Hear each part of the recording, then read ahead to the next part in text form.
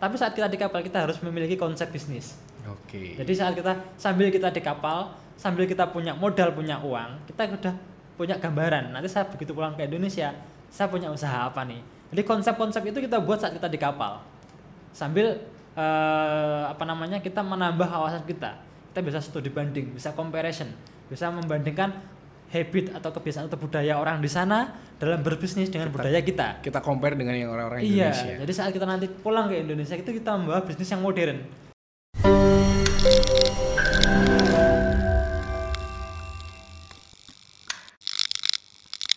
Assalamualaikum warahmatullahi wabarakatuh. Halo teman-teman Neptune. Hari ini kita akan sharing lagi bersama alumni dari Neptune. Tapi hari ini kita akan ngobrol sedikit yang berbeda daripada video-video yang kemarin. Kita sharingnya kan biasanya bagaimana sih kehidupan di kapal dan lain sebagainya. Hari ini kita tetap ngomongin bagaimana kehidupan di kapal. Tapi ada yang satu, setelah kita dari kapal kita mau ngapain. Nah, ini jarang banget kita ngobrol seperti ini. Langsung bersama alumni Neptune yang pertama kali sendiri ya. Dengan Mas Ferry Prasetyo. Betul. Halo Mas Ferry.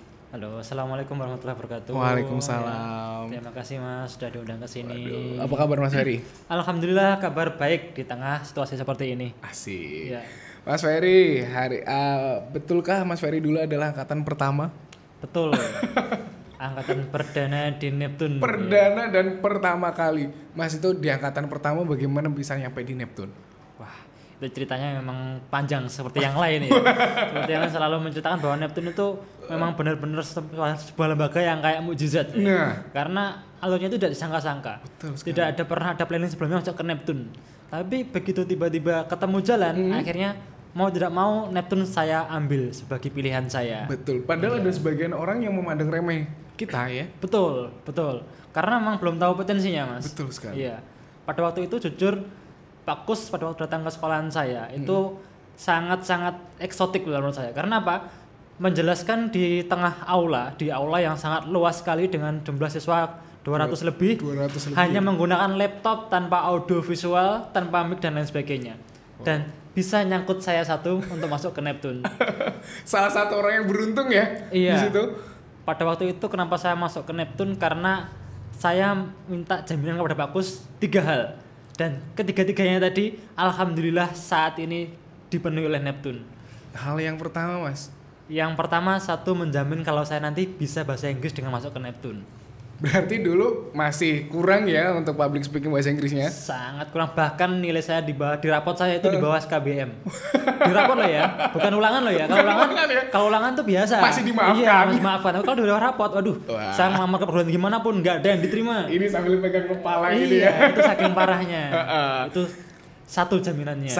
Bisa bahasa Inggris? Alhamdulillah. Sudah bisa sekarang ya? Yes, now I can. Yang kedua ini menjamin setelah lulus dari Neptune saya punya pekerjaan. Oke, berarti dulu ini nggak bisa bahasa Inggris, universitas nggak kuliah, ini gimana? Iya. Sudah dijamin pekerjaan oleh Pak Kus. Pada saat itu Pak Kus bilang gini, Mas, kalau di kapal pesiar, kalau dunia pariwisata ya, itu dunia kerjanya sangat luas. Jadi tidak hanya kita nanti fokus ke pariwisata saja, tapi kalau kita sadar akan potensinya, sebenarnya kita ini kan bersifat hospitality atau keramah tamahan. Semua sektor usaha apapun itu butuh yang namanya keramah tamahan. Bahkan presiden pun itu harus ramah Mas pada masyarakatnya. Betul sekali. Akhirnya saya sadar, oh iya Pak, betul juga Pak. Berarti peluangnya sangat luas. Iya Mas, tidak hanya kapal pesiar saja. Betul. Ternyata setelah lulus dari Neptune itu saya tidak langsung juk-juk langsung jadi kapal pesiar, enggak. Oh enggak. Saya justru jadi guide pemandu wisata. Waduh, tour leader dulu. Iya betul. Tour leader. Nah itu bukti bahwa kita tidak hanya fokus ke kapal pesiar saja. Betul. Itu bukti yang real yang saya alami. Hospitality-nya dulu ya. Kita jadi pelayan untuk masyarakat, pelayan kepada customer kita yang terutama yang sudah menyewa jasa kita. Betul. Wow. Terus yang ketiga, komitmennya adalah bisa go internasional. Itu yang saat itu memang benar-benar jadi dream saya, impian saya. Saya ingin tahu dunia luar itu seperti apa toh. Iya, karena kalau kita hanya berkecimpung dalam kehidupan kita sehari-hari di sini saja, ya kita pengetahuan yang kita miliki hanya di sini saja. Ya sudah, satu kelompok itu aja. Iya, dan kita tidak ada pengembangan untuk pemikiran yang kedepannya seperti apa, Betul sekali. pengetahuannya. Nah, Karena kita ya cuma melulu stuck di suatu golongan itu aja. iya. Dan sebenarnya dalam hati saya pada waktu itu yang saya target dengan go internasional adalah gajinya terus terang. Waduh. Iya. Ya, jadi Emang dulu menggiurkan ya gajinya iya. dulu ya. Justru emang yang pertama kali saya lirik adalah itu, yang untuk janji 1-2 ini kan hanya sebagai perantara, Mas. Oke. Nah, kita kan sebenarnya tujuan akhir kita kerjakan adalah cari uang tujuannya, ya kan? Dulu langsung berpikir seperti itu. Iya. Cari uang Pak Gos di sini Pak Gos langsung gitu ya dulu ya. Iya. Pada waktu Pak Kosan bilang, Mas, gaji kapal pesiar itu kurang lebih sekitar 20 juta. Loh, Pak, tenan toh, Pak? Bener toh, Pak, segitu? Iya, Mas, bener. Karena pada waktu itu kan tahun 2008 itu paling kalau saya ini kita kerja di Indonesia ya, UMR-nya gaji 2 juta aja itu udah sangat banyak. Apalagi 20 juta, Pak. 10 kali lipatnya ini, Pak. Mungkin dulu di 2008 tuh 1 juta udah wow. Iya, udah banyak, Mas, udah Udah cukup. banyak banget. Iya, orang gambaran saya itu setelah lulus dari SMA gaji 600.000 cukup kok. Lah. Ini 2008 ya teman-teman ya. Itu. Jadi dari Pak Koswara memberikan motivasi seperti itu. Alhamdulillah tidak lama setelah saya lulus itu kurang lebih sekitar 1 tahun kemudian bisa terjadi kapal pesiar. Oh dulu berarti waktu pertama kali di Neptune langsung masuk kapal pesiar gitu Mas? Pada waktu itu kan umur saya masih belum cukup. Saya kerja dulu di Indonesia kan, jadi salah satunya di pemandu wisata itu. Oke. Setelah di pemandu wisata saya kerja di hotel, jadi reception. Pernah jadi reception juga? Pernah. Di Kediri atau di mana? Di Tulungagung. Di Tulungagung. Nah, setelah itu baru saya ke kapal pesiarnya. Asik. Dulu satu angkatan itu berapa orang Mas dulu? Cuma 18, Mas. 18 orang aja. 18 orang. Dan itu saling mengejar, oke, saya bisa. Wah, kalau dulu itu memang kita benar-benar komitmen, Mas. Jadi saya akui pada waktu itu teman-teman semuanya itu tidak ada yang istilahnya berpangku tangan. Jadi semuanya itu aktif semua. Aktifnya gini, kan biasanya kalau kita belajar di sekolah, salah bahasa Inggris ya misalkan, kan nunggu gurunya menjelaskan, ngasih soal, ngasih tugas, baru kita mengerjakan kan apa yang diperintahkan oleh mereka. Betul sekali. Nah, kalau di Neptune itu tidak aktif. Jadi tidak nunggu gurunya ngasih PR, ngasih tugas, kita itu sudah aktif ngobrol sama teman bahasa Inggris. Kamu nggak bisa apa? Kamu di mana? Ayo saya bantu. Jadi kemana-mana bawa kamus Mas kita. Bawa kamus yang dulu kan masih kamusnya saku. Oke, nah, pakai kamus yang buku lah ya. Buku yang kecil sekarang kan itu pakai HP bisa. Kalau dulu pakai itu. Jadi kemana-mana aja bawa itu. Sama pasti. Bawa catatan gitu iya, ya. Jadi kalau bahasanya dapat ini. Jadi kalau zaman dulu itu pasti kantongin dompet, kantongin HP sama kamus jadi kantongin. Nah, saya saking aktifnya karena kita sudah sama-sama sadar bahwa bahasa ini adalah untuk kita dan kita sendiri yang harus bisa untuk mengejarnya. Jadi yang saya alami itu dan saya nilai apa yang disampaikan oleh Neptune itu adalah menyadarkan siswanya. Jadi yang semula mungkin ya sewaktu saya sekolah di SD, SMP, SMA itu saya nggak pernah sadar akan hal itu. Ya, begitu saya masuk ke Neptune langsung. Ya udahlah bahasa Inggris kayak gitu aja kan mungkin. Kurang jauh pakai bahasa Jawa aja lah, ngapain pakai bahasa Inggris kan dulu kayak gitu. Betul. Untuk sadar, oke, ternyata bahasa Inggris itu menunjang untuk ke gaji saya itu nggak ada dulu ya. Nggak ada sama sekali lah. Nggak ada sama kebanyakan seperti itu. Akhirnya sadar. Iya. Dapatlah ke sini. Iya. Betul. Terus sampai di resepsionis tuh tahun berapa Mas itu dulu? Tour leader dan juga resepsionis tuh dulu berapa tahun? Receptionnya itu pertama tour leader dulu 6 bulan. Jadi tahun 2000 begitu lulus ya, tahun 2009 akhir. 2010 itu jadi tour leader. Kemudian 2010 itu saya di hotelnya di reception. 2011 udah kapal. Udah kapal langsung. Iya, udah kapal. Kalau dulu kapalnya apa Mas? Masih inget? Pertama kali. Pertama namanya Superstar Aquarius. Superstar itu Aquarius. Perusahaan milik dari Singapura ya, Genting. Singapura atau Malaysia. Kalau nggak salah Malaysia kalau nggak salah. Genting. Setelah itu kontrak berapa tahun itu? Itu dulu? 2 kontrak. 2 kontrak berarti 2 kontrak 2 tahun. 2 tahun ya. 2 tahun. Terus setelah itu menikah. Setelah di kapal pesiar 2 kontrak sama nikah karena merasa saya kan udah mampu mencukupi kebutuhan istri saya misalnya. Dulu kan saya sudah bisa untuk menghidupi nafkahmu. Waktu itu masih 23 tahun saya masih terlalu muda. 23 tahun. 23 tahun saya sudah menikah. Setelah menikah barulah menyusun lagi strategi untuk yang kedepannya. Dan baru ke kapal pesiar yang di river tadi yang jadi 2 tahun pulang nikah dulu. Iya, nikah dulu. Menikmati sama mantan pacar. Iya, betul. Sekarang anak udah berapa Mas berarti? Sekarang 2. Sekarang 2. Setelah pulang di Indonesia menikah itu istirahat dulu di Indonesia berapa tahun dulu? 1 tahun saja. 1 tahun. Ya. 1 tahun itu sambil pindah perusahaan ya. Karena kan kita kan sebelumnya kan di Asia. Nah, karena saya merasa di Asia ini gajinya kurang banyak, akhirnya saya pindah ke Eropa. Nah, karena di Eropa kan gajinya kan euro, bukan dolar. Wasih. Ya kan bukan anak dolar lagi, anak euro iya, lagi. Anak euro. Nah. Mau nikah, ganti kapal langsung ke Eropa. Pertama kali ke Eropa berarti tahun 2014 ya. Itu langsung di kapal apa dulu? Pertama kali kapal namanya MS Primadona di bawah perusahaan River Catering. Ya, di Jerman. Di Jerman itu dulu. Itu satu benua Eropa gitu kelilingnya? Iya, jadi nggak satu benua sih, cuman sungai-sungai. Jadi di negara-negara yang dilewati oleh Sungai Danube namanya. Iya. Yang tahu yang lewat jembatan itu kan? Di antaranya seperti itu. Iya. Pasti lewat jembatan semua kalau sungai itu. Tahunya itu sebenarnya. Iya. Kalau di laut jembatannya nggak ada. Betul sekali ya. Ada tahu cek saya. Iya. Terus setelah itu dari kapal apa nih yang di benua Eropa yang lewat sungai itu berapa tahun itu dulu?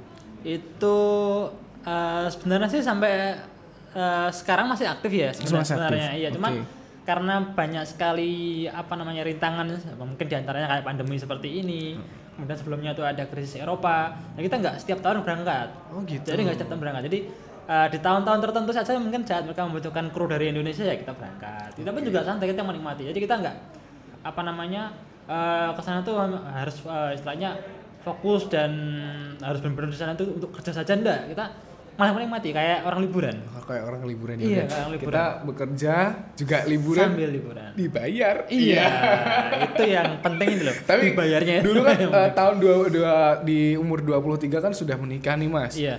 Itu dulu pulangnya berapa bulan sekali atau berapa tahun sekali waktu dulu? Kalau di kapal itu rata-rata 8 bulan ya, 8 bulan paling lama 10 bulan lah, paling lama 10 bulan pulang. Sekarang kan udah canggih, udah nggak kayak dulu ya. Ayo anak di video call ya. Kalau zaman sebelum menikah dulu mau komunikasi agak susah. Apa? Pakai surat terus dilempar ke laut gitu sampai sana. Pada waktu itu pakainya apa ya? Pakai Yahoo Messenger waktu itu. Yahoo Messenger. Ya, cuman kan udah ada video call-nya. Bener. Ada video call setelah 3G 4G masuk ke Indonesia. Betul sekali. Ya, tahu sendiri lah umurnya berapa. Iya. Jadi masih belum bisa waktu itu. Dulu masih pakai Yahoo Messenger ya. Yahoo Messenger itu udah lama banget Mas, 2014. Lama lah pokoknya. Pokoknya lama lah. Terus setelah itu dari Yahoo Messenger terus pulang sama orang rumah lagi, dirumahkan ini berarti atau gimana? Jadi sebenarnya kan gini, untuk di kapal ini kan kita sebenarnya nggak ya bisa dibilang lama. Kita kan paling lama 10 bulan lah. Dan itu kita bisa komunikasi lewat video call, dan kita bisa say hello terus dengan keluarga, maksudnya dengan anak istri, kalau kangen itu tinggal video call. Kalau di perusahaan saya kan kita ada istilahnya ada overtime misalnya. Jadi kita satu hari itu cuma kerja 7 jam satu hari. 7 jam dan kita kan ada lebihnya, ada overtime dibayar. Dan kita 1 minggu sekali itu ada liburnya. Terus saat kita libur itu bisa kita seharian penuh video call sama keluarga. Sekarang kita mau jalan-jalan kemana nih? Boleh. Tinggal video call sama keluarga, diajak jalan-jalan. Jalan-jalannya pakai virtual virtual jalan-jalan lah. Jadi dengan video call saya menunjukkan, oh ini loh saya ke Menara Eiffel nih, ini menaranya seperti ini nih, Menara Eiffelnya. Jadi orang juga tak akan tahu seluk-beluknya seperti apa, sampai sudut-sudutnya, taman-tamannya. Jadi detail. Di sana orang biasanya seperti ini, kalau jualan di sana itu seperti ini loh kebiasaannya, saya tunjukkan. Jualannya seperti ini, harganya sekian nih harganya. Nah, bisa jadi tidak ada kejenuhan di situ. Jadi begitu nanti pulang pun juga kita tidak ada istilahnya kayak orang nggak pernah ketemu gitu enggak ya? Iya enggak, jadi karena kita dan keluarga terus kontak terus. Komunikasi cuman lebih seneng karena kita bisa kontak fisik ya. Jadi dengan anak istri lebih bisa kontak fisik, lebih seneng. Langsung ketemu gitu ya. Iya betul. Dan sebenarnya juga dari PST pun memaklumi dan kan juga ada anak-anak juga di rumah ya. Jadi tidak merasa kejenuhan, nggak ada. Cuman dan sekarang sebenarnya ada perubahan lagi di perusahaan saya, yaitu kebijakan dengan sistem 2 bulan sekali kita bisa pulang. Asik. Nah, jadi kan benar-benar liburan nih. Liburan 2 bulan pulang. Liburan 2 bulan pulang. Udah ditanggung sana juga untuk pulang perginya, makannya juga sudah ditanggung sama sana kalau di kapal. Jadi tiket pesawat yang membelikan mereka. Nah, kita tinggal liburan aja. Iya. Tapi dibayar. Betul. Nah, kalau gaji dulu berapa, Mas? Gaji pertama kali apa yang terakhir nih? Yang pertama kali dulu deh. Pertama kali dulu, oke. Pertama kali dulu. Kalau pertama kali gaji di kapal itu nggak banyak sih Mas, $418. Kalau kita kursin rupiah? Kalau kursin rupiah ya kalau sekarang sekitar 7 jutaan lah. Pertama kali 7 jutaan ya itu waktu di Asia. Oke, waktu di Asia. Nah, terus? Itu terus setelah menikah kan kurang nih. Menafkahi istri gaji 1 bulan cuma 7 juta kurang. Masih ada rasa tidak puasnya. Iya tidak puas. Akhirnya pindah ke Eropa. Gaji pertama di kapal Eropa itu pada waktu itu 900 euro. 900 euro kurang lebih kalau kita rupiahin. Kalau dirupiahkan sekitar 14 jutaan. Iya, itu belum bonus. Naik 2 kali lipat. Naik 2 kali lipat itu belum bonus ya. Belum tipnya. Nah, belum tipsnya kan belum. Itu masih gaji pokok aja per bulan ya, teman-teman ya. Iya. Tinggal ngaliin 12 aja berapa? Iya. Itu kalau euro sekarang 17.000 nih tipsnya. Iya. Apalagi tahun ini, tapi karena hari ini masih pandemi ya. Ya mungkin untuk orang-orang berlibur agak sedikit dibatasi gitu Mas ya. Iya, kalau sebenarnya gini, bedanya di sana dan di sini. Kalau di sana itu begitu ada kebijakan, masyarakat taat, dan setiap kebijakan itu tidak ada yang istilahnya merugikan sebelah pihak. Jadi saat ini ada perusahaan tour and travel nih, begitu ada kebijakan, perusahaan ini akan tetap bisa jalan, tetapi harus mengikuti protokol. Nah, yang sudah ditentukan oleh. Iya, jadi saat pandemi kemarin tahun 2020 nih, pandemi di sana tetap jalan, di river itu tetap jalan. Jadi orang-orang tour tetap ada, cuman bedanya krunya nggak ada yang dari luar Eropa. Oke, Europe semua dan juga betul. Untuk wisatawannya mungkin dari Eropa juga ya. Mungkin kalau dari luar Eropa ada rules-nya sendiri. Iya, apalagi sekarang kan udah pada vaksin nih. Nah, dengan ada vaksin mungkin siapa tahu nanti dengan 2021 ini kita sudah bisa untuk normal kembali seperti semula. Amin Tuhan, amin. Mungkin seperti itu. Iya, betul sekali. Nah, dari situ ini kan pandemi Mas, dan juga untuk masalah gaji kan ini udah stop juga. Gimana nih menurut Mas Ferry sendiri? Jadi istilahnya untuk survive ya. Nah, survive-nya gimana sih Mas? Bertahan di masa pandemi ya. Betul sekali. Yang biasanya kita di kapal tuh udah pasti udah 1 bulan pasti sekian dan lain sebagainya. Jadi ini yang menjadi nilai plus dari apa yang saya peroleh dari Neptune ya. Jadi Neptune itu bener-bener Neptune ini care. Jadi yang saya alami, yang saya rasakan seperti keluarga. Jadi di saat saya sebagai alumni ini merasa ada kendala apa, ada kesulitan apa, saya butuh tempat untuk bertanya, saya butuh tempat untuk konsultasi, Neptune selalu welcome. Jadi saya datang ke sini, saya ingin konsultasi untuk masalah saya. Saat ini saya tidak bisa ke kapal lagi, kemudian saya dapat pemberhentian sementara karena pandemi. Apakah ada istilahnya solusi untuk saya? Neptune selalu welcome dan Pak Koswara selalu memberikan tipsnya untuk berbagi pengalamannya dalam menjalankan bisnis. Nah, dari situ sedikit demi sedikit saya bisa terima dan saya bisa praktekkan. Dari Pak Koswara menyampaikan, Mas, di masa pandemi, di saat kita mengalami kesulitan untuk ekonomi, itu kita jangan pernah pilih-pilih untuk cara mendapatkan rezeki ya. Jadi ada bahasa bisnisnya itu low hanging fruit. Jadi take the low hanging fruit. Ambil buah menggantung yang paling rendah untuk bisa kita nikmati, kita makan. Intinya sebenarnya apa sih artinya filosofi itu? Intinya adalah cara cari uang yang paling mudah tanpa harus berpikir untuk hal-hal yang besar. Sekalipun itu nanti dapatnya cuma 5.000, dapatnya cuma 1.000, cuma 2.000. Tapi kalau bisa diperoleh, lakukan, jalankan. Apalagi kalinya berapa kali. Nah, betul sekali. Padahal kita kan yang di bawah kan biasanya lebih banyak lagi. Tinggal kita caranya seperti apa. Iya, betul. Jadi di tengah pandemi ini Neptune sangat luar biasa memberikan inspirasi. Sekalipun kita belum bisa berangkat ke kapal pesiar, kita ada solusi atau alternatif untuk bisa menjalankan bisnis kita. Kita selalu diberikan trik oleh Neptune, seperti contohnya mungkin menjadi dropshipper, menjadi reseller tanpa harus menggunakan banyak modal. Nah, kita bisa mendapatkan penghasilan terus setiap harinya, bisa mencukupi kebutuhan kita sehari-hari. Apalagi itu nanti bisa kita kembangkan sendiri menjadi sektor bisnis kita yang bisa nantinya mendatangkan aset yang besar untuk kita di kemudian hari. Nah, tapi gini Mas, pertanyaan ini mungkin teman-teman juga banyak yang tanya nih mungkin ya. Kalau sudah di kapal, skill kita itu pasti bukannya menurun ya. Untuk skill kita untuk entrepreneur kan sudah agak ketutup nah. Iya. Iya kan, karena kerja kita sudah di kapal. Bagaimana betul. untuk cara mengasahnya itu dulu? Oke, sebelum itu sebenarnya gini Mas, Ya. di Neptun kan ada beberapa pelajaran kewirausahaan. Oh, gitu. Sebenarnya sebelum kita semua berangkat ke kapal itu sudah dibekali dulu. Oke. Jadi saat kita ke kapal, kita itu sudah harus ada persiapan. Ada persiapan. Itu kita boleh tidak memiliki skill, boleh kita tidak memiliki keterampilan untuk berwirausaha, boleh. Tapi saat kita di kapal kita harus memiliki konsep bisnis. Oke. Jadi saat kita sambil kita di kapal, sambil kita punya modal, punya uang, kita udah punya gambaran. Nanti saya begitu pulang ke Indonesia, saya punya usaha apa nih? Jadi konsep-konsep itu kita buat saat kita di kapal. Sambil kita menambah wawasan kita. Kita bisa studi banding, bisa comparison, bisa membandingkan habit atau kebiasaan atau budaya orang di sana dalam berbisnis dengan budaya kita. Kita compare dengan yang orang-orang Indonesia. Iya, jadi saat kita nanti pulang ke Indonesia itu kita membawa bisnis yang modern. Jadi ada istilahnya sesuatu yang beda. Betul. Nah, tetapi sebenarnya untuk bisnis sendiri itu nanti kembali ke orang yang masing-masing, ke individunya. Dan kalau menurut saya itu semacam pola pikirnya. Jadi pola pikirnya, mindsetnya. iya, jadi saat kita diberikan materi yang sama, tetapi apabila pola pikirnya itu belum berkembang, masih sempit, itu masih menutup diri. Jadi sebenarnya luas, cuman masih ditutup, belum mau menerima dari luar.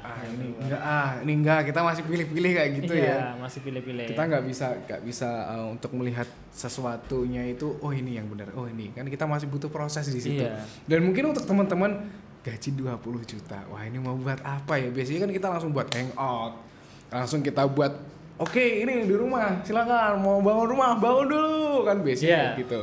Itu dulu pernah ngalamin kayak gitu Mas? Wah pernah. Jadi nah ini yang tadi itu ada namanya pola pikir kan. Jadi dulu pola pikir saya seperti itu Mas, pola pikir saya. Dan itu pola pikir tadi itu baru terbuka setelah mengalami yang namanya kegagalan.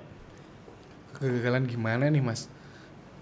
Jadi orang itu tidak akan pernah percaya dengan apa yang dikatakan orang lain, sekalipun orang itu sukses. Mas, kalau kita udah ngobrolin di kapal dengan gaji sekian gitu ya, mungkin prinsip ada beberapa orang berpikir udah gaji sekian tuh udah enak loh, ini hidupnya udah enak, gak mungkin gagal. Ternyata juga bisa gagal Mas ya? Bisa. Wow. Nah, buktinya itu tadi nggak usah naik kapal gara-gara kita ada pandemi, itu kan langsung gagal. Yang sebelumnya kita dapat gaji 20 juta satu bulan. Nah kemudian dengan adanya pandemi nggak dapat gaji sama sekali, kan sama kayak gagal namanya. Betul. Itu contoh. Makanya dari situ sadar pola pikirnya mulai terbuka. Ternyata dulu yang diomongin tuh seperti ini ya. Iya, ternyata gagal itu rasanya seperti ini, dan aduh saya dulu kok enggak manut ya sama mentor saya. Bahasa Inggrisnya ada nih Mas, bahasa jatuh no. Akhirnya kembali, kenapa nggak dari dulu? Akhirnya kan juga kayak gitu. Iya.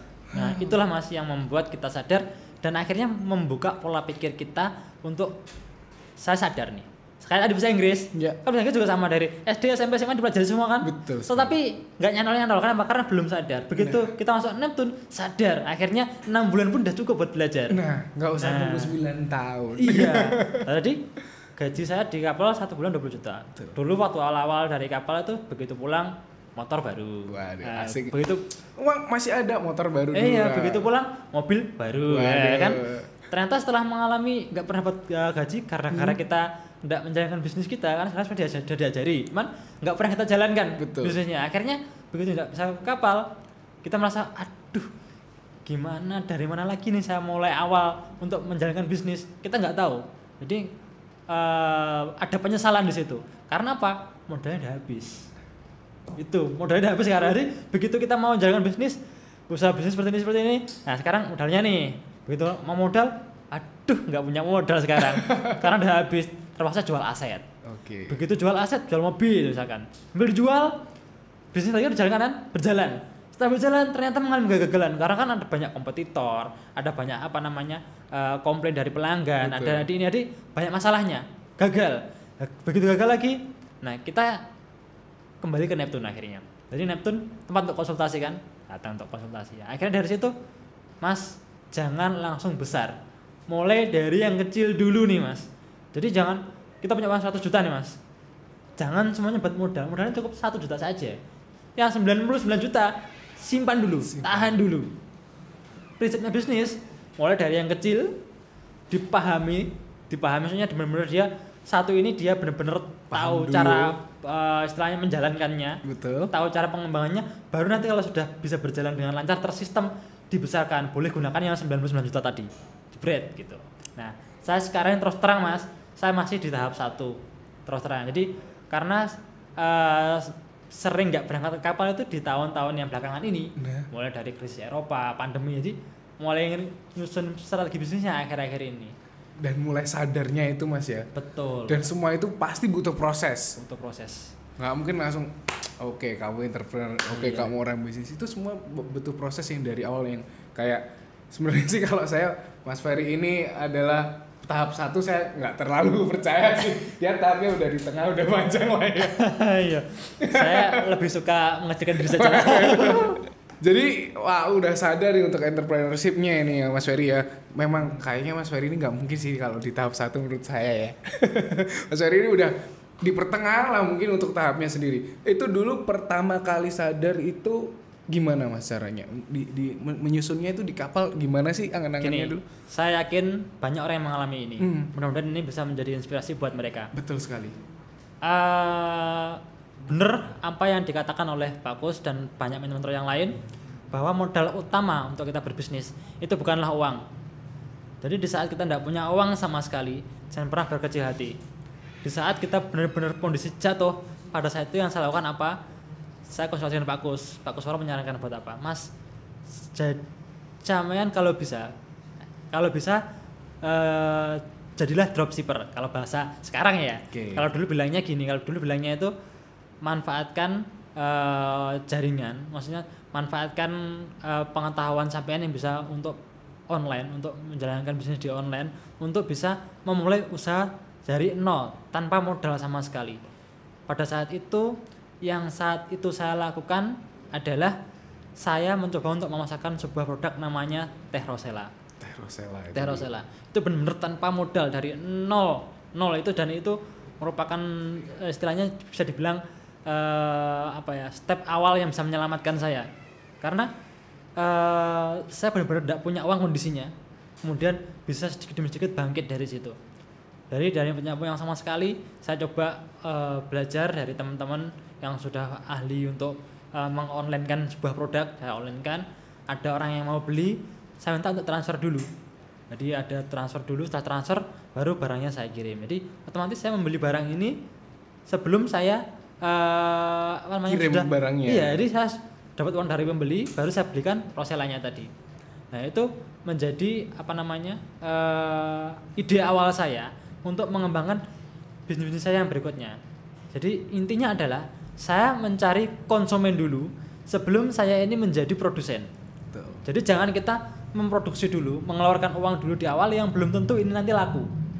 Itu adalah sebuah konsep yang sepele, tapi kalau kita terapkan dalam kehidupan kita sehari-hari, kita tidak akan bangkrut. Betul sekali. Jadi kita tuh harus tahu ini yang mau beli siapa dulu. Betul. Dan Betul. akhirnya akan dapat ternyata ini, akhirnya kita bisa jual ke sana. Iya. Pulang ke Indonesia akhirnya cobalah Teh Rosella. Sebelum waktu pulang masih punya uang, masih belum. Iya, jadi setelah masih bisa bertahan hidup. Setelah uangnya baru habis bersih sih, bahkan minus, baru jalan masalahnya. Kayak gitu Iya, seperti itu. Istimewa sekali ceritanya Iya. buat inspirasi. Ya kalau sudah punya uang seharusnya dulu waktunya dimanfaatkan ya. Malah tidak punya uang akhirnya bisa kepikiran ke situ. Betul.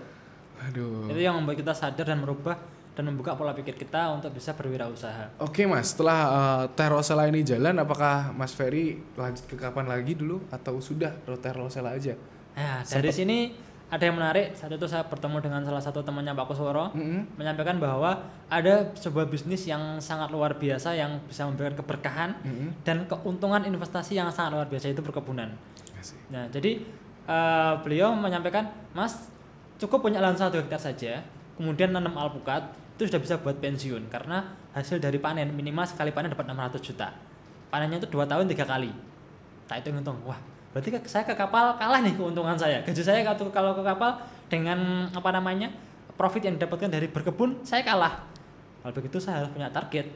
tahun depan harus punya kebun, harus bisa punya kebun alpukat sendiri. Makanya naik kapal sekali lagi waktu itu tahun 2019 dan kebetulan krisisnya sudah mereda bisa naik di tahun 2020 alhamdulillah terwujud bisa beli kebun. Alhamdulillah. Dan punya kebun alpukat sekarang. Waduh, tempatnya di mana Mas? Di Selopanggung. Di Selopanggung. Iya. Berapa hektar? Enggak banyak sih. Paling sekitar setengah hektar lah. Aduh, setengah hektar nggak banyak ya? Masih belum. Target saya minimal 10 hektar. Targetnya minimal 10 hektar? Minimal 10 hektar. Oke, kita tunggu. Amin. Bisa nggak 10 hektar? Nah, kayak gini. Ini harus ditantang teman-teman kalau kayak gini ya. Amin. Aduh, berarti dulu tuh sempat ke kapal dulu untuk cari modal gitu ya, bisa kita bilang? Kalau prinsip saya sebenarnya gini sih, kan tadi kan kembali ke low hanging fruit ya. Oke. Jadi mengambil peluang yang termudah. Oke. Terus ini ada tawaran ke kapal nih, kan ini kita sudah tinggal berangkat saja nih. Iya. Berangkat aja. Jadi seandainya saya sudah punya usaha di Indonesia misalkan ini usaha saya ada jalan meskipun tanpa ada saya. Kemudian ada tawaran kapal lagi, jadi saya berangkat. Orang di sana juga kerjanya santai kok. Jadi nggak begitu ada tekanan. Jadi seandainya nanti di sana siapa tahu bisa ambil peluang dalam artian gini. Kita ada tahu perkembangan di luar seperti ini nih. Karena di Indonesia itu kita mengikuti luar. Jadi kalau kita di luar negeri itu ada banyak hal-hal menarik, kita tahu duluan. Nanti begitu pulang ke Indonesia, bawa ke Indonesia nih, duplikasi, copy paste saja. Nah, seperti itu. Tapi dulu dengan yang sekarang kan berbeda, Mas. Kalau dulu Mas Ferry ke kapal tujuannya adalah untuk mencari uang untuk kebutuhan hidup sehari-hari. Ya kan? Nah, setelah terjadinya krisis Eropa dulu, akhirnya di Indonesia, wah masih punya uangnya habis baru kerasa. Baru kerasa dan alhamdulillahnya ditemukan oleh Pak Kus lagi, sharing-sharing dan teman-teman yang lainnya. Iya. Dan akhirnya sekarang kembali ke kapal, tujuannya berarti berbeda, Mas? Beda, udah nggak sama lagi. Jadi kita tidak mencari uang lagi, tetapi di sana kita kalau menurut saya itu lebih cenderung ke studi banding. Oke. Studi banding yang nggak bayar malah dibayar. Perbanyak relasi. Nah, perbanyak relasinya bukan anak-anak Indonesia aja juga. Iya. Semua negara. Sekarang logikanya gini Mas. Negara. Kalau pesiar itu bayarnya mahal apa murah? Mahal banget lah Mas. Mahal kan? Berarti yang naik tamunya kaya apa miskin? Orang kaya lah. Orang kaya. Kalau kita bisa baik dengan tamu, dapat relasi nggak? Relasi lah. Nah. Halo, closing. kurang lebih seperti itulah kalau betul. Jadi manfaatkan itu namanya low hanging fruit yang cerdas ya. Nah, yang biasanya kita kesana cuman oke, bule, oke, orang kaya udah bisa naik kapal, tapi kita tidak bisa memanfaatkan ya. Karena ini Mas, yang membuat saya tambah semangat lagi gini. Waktu saya kumpul dengan orang-orang yang istilahnya sepemikiran dengan karyawan. Kalau membahas masalah penghasilan, paling mentok 1 bulan tuh tanya teman-teman, penghasilan kamu 1 bulan berapa? Tipmu berapa sih? Gajimu berapa? Dia tanya gitu. Iya. 1 bulan. Saya dapat tip bulan ini 15 juta misalkan. Saya dapat gaji bulan ini 20 juta, jadi 35 juta. Oh segitu. Saya sebulan lagi 40 juta, lagi 50 juta. Paling banter mentok 60 juta, mentok gitu ya. Begitu saya keluar dari zona karyawan, ada teman-teman yang pengusaha, mungkin entah itu tamu, entah mungkin itu teman-teman di rumah. Saat saya tanya, berapa sih penghasilannya? Oh saya Mas, saya jual satu produk ini 1 bulan minimal omsetnya 1 miliar. 1 miliar? Oh, begitu. Oke lah, makasih. Kalau itu saya beli produknya ya, buat pendekatan. Nanti begitu tahu seperti itu omsetnya, Mas, Pak, dan nanti saya belanja produknya ya. Gak usah banyak-banyak, 1 karton aja, 1,5 juta gitu.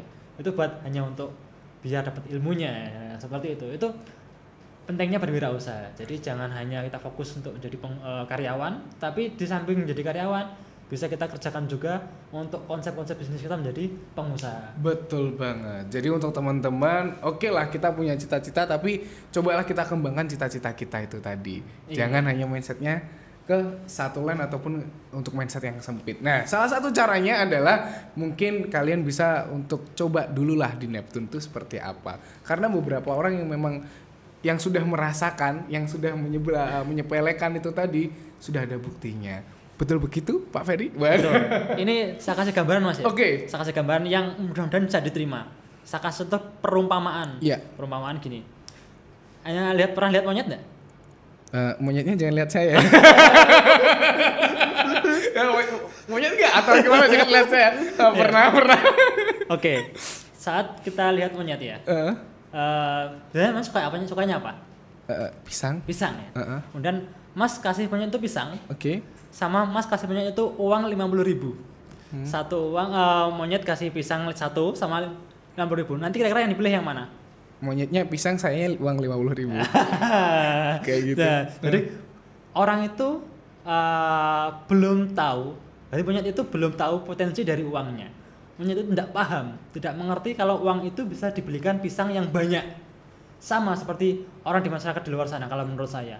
Saat orang itu memilih bukan Neptun atau orang itu memilih Neptun itu karena orang tahu potensinya dan orang belum tahu potensinya.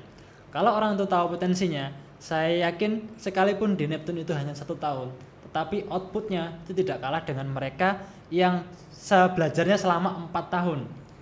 Betul. Ya mungkin efisiensi lah kalau menurut saya.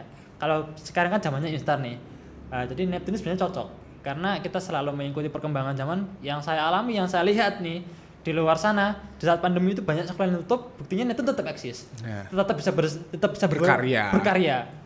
Terima kasih banyak untuk Mas Ferry hari ini sudah hadir dan juga untuk menginspirasi teman-teman, sharing bareng teman-teman Neptun hari ini. Dan tentunya untuk teman-teman Neptun jangan lupa untuk share dan juga like dan juga komen dan juga subscribe tentunya di Neptune Cruise dan juga di Instagramnya Neptune Cruise. Kalian bisa tanya-tanya, kalian juga bisa untuk melihat-lihat apa sih Neptune Cruise sebenarnya. Kita tunggu di Neptune Cruise. Thank you banget. Wassalamualaikum warahmatullahi wabarakatuh.